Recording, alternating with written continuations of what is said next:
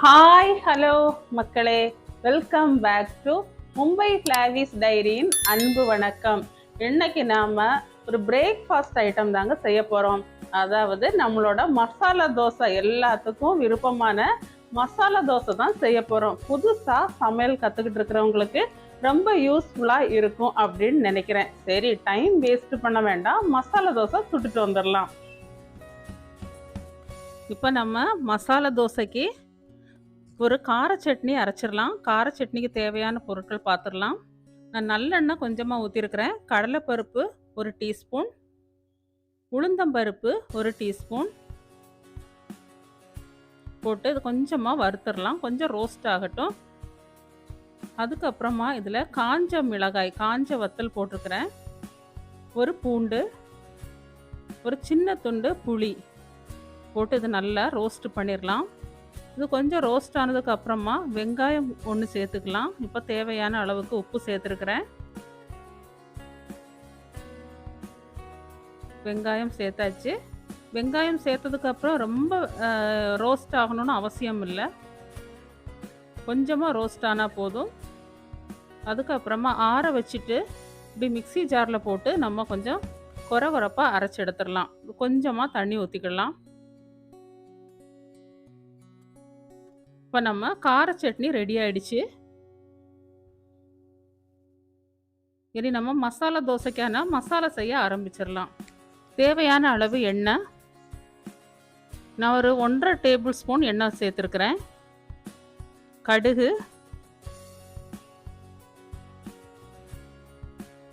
கடுகு பொரிஞ்சிருச்சு. இப்போ உளுந்தம்பருப்பு 1 டீஸ்பூன் போட்டிருக்கிறேன். உங்களுக்கு கடலைப்பருப்பு விருப்பம் இருக்கிறவங்க நீங்கள் கடலைப்பருப்பு சேர்த்துக்கலாம். இப்போ கொஞ்சமாக இஞ்சி, ஒரு சின்ன துண்டு இஞ்சி நான் பொடிசாக கட் பண்ணி வச்சுருக்கிறேன். இதில் பச்சை மிளகாய் வந்து காரம் நம்ம விருப்பத்துக்கு தான். எவ்வளோ உங்களுக்கு வந்துட்டு காரம் எந்த அளவுக்கு தேவையோ அந்த அளவுக்கு பச்சை மிளகாய் சேர்த்துக்கோங்க. கேரட்டு, ஒரு மீடியம் சைஸ் கேரட் நான் சின்ன சின்ன பீஸாக கட் பண்ணி வச்சுருக்கிறேன். இதில் வெங்காயம், ஒரு முழு வெங்காயம் நீள நீளமாக கட் பண்ணிக்கோங்க. வெங்காயம் போட்டதுக்கப்புறம் ரொம்ப ரோஸ்ட் ஆக வேண்டாம். கொஞ்சமாக உப்பு, அந்த வெங்காயம் வந்து கொஞ்சம் கண்ணாடி மாதிரி தெரிகிற அளவுக்கு இருந்தாலே போதும். இது வந்துட்டு உருளைக்கிழங்கு வந்துட்டு நான் அவிச்சு தோல் உரித்து இந்த மாதிரி வச்சுருக்கிறேன். இதை நல்லா பொடி பண்ணிக்கலாம், மிக்ஸ் பண்ணிக்கலாம். அந்த மசாலையில் ஒரு 300 கிராம் இருக்கும் உருளைக்கிழங்கு. தேவையான அளவுக்கு மஞ்சள் தூள் போட்டு நல்லா மிக்ஸ் பண்ணிக்கலாம்.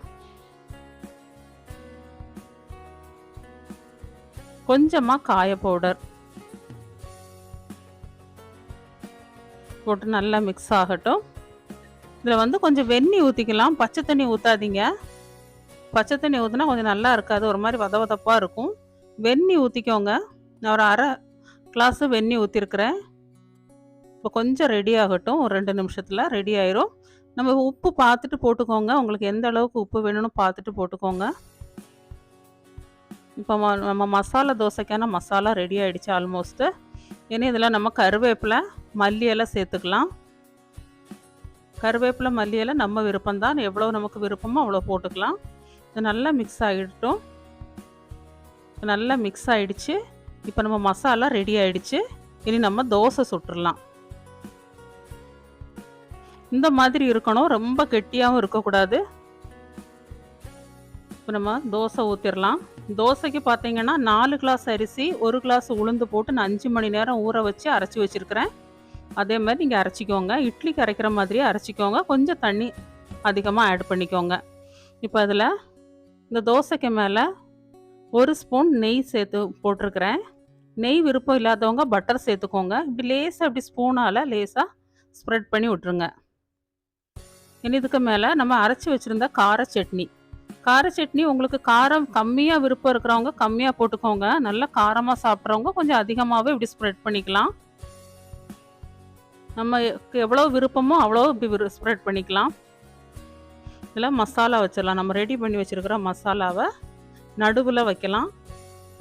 நடுவில் வச்சுட்டு நமக்கு எந்த ஷேப் வேணுமோ, நம்ம வட்டமாக வேணாலும் நம்ம மசாலா தோசை பண்ணிக்கலாம், இந்த மாதிரி முக்கோண சைஸ்லேயே வேணாலும் நம்ம பண்ணிக்கலாம், நம்ம விருப்பம்தான். இப்போ நம்ம மசாலா தோசை ரெடி ஆயிடுச்சு.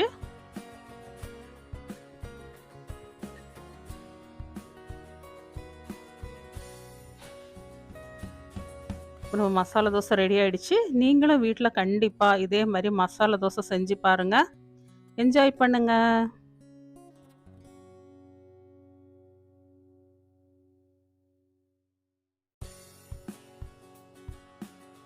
ஹலோ மக்களே!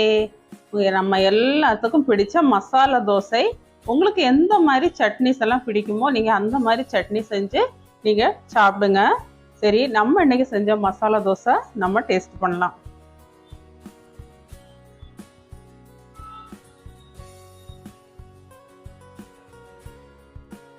கார சட்னி நம்ம வந்து கார சட்னி அரைச்சிருக்கிறோம். கார சட்னி கூட வச்சு நம்ம டேஸ்ட் பண்ணலாம்.